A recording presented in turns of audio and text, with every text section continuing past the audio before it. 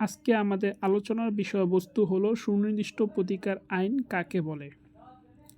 যে আইন অনুসারে আদালত কোনো ব্যক্তিকে নির্দিষ্ট কোনো কাজ করতে বা না করতে আদেশ দিয়ে ক্ষতিগ্রস্ত ব্যক্তিকে প্রকৃত প্রতিকার প্রদান করে তাকে সুনির্দিষ্ট প্রতিকার আইন বলে।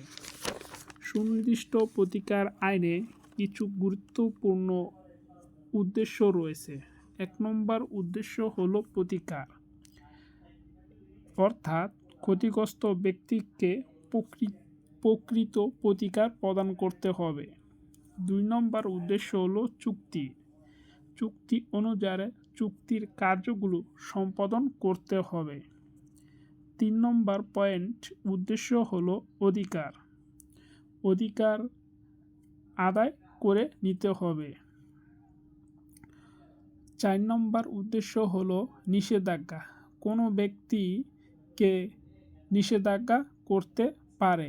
এটা হলো সুনির্দিষ্ট প্রতিকার আইনের গুরুত্বপূর্ণ উদ্দেশ্য। ৫ নম্বর উদ্দেশ্য হলো সুনির্দিষ্ট প্রতিকার আইনে ন্যায় বিচার প্রতিষ্ঠা করা। ৬ নম্বর পয়েন্ট হলো সম্পত্তি নিয়ে যে সকল সমস্যা আছে তার সমাধান করা।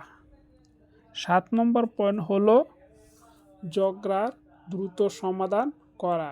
কোনো সম্পত্তির নিয়ে যদি কোনো ঝগড়া বা দ্বন্দ্ব সৃষ্টি হয় তা সাথে সাথে সমাধান করতে হবে।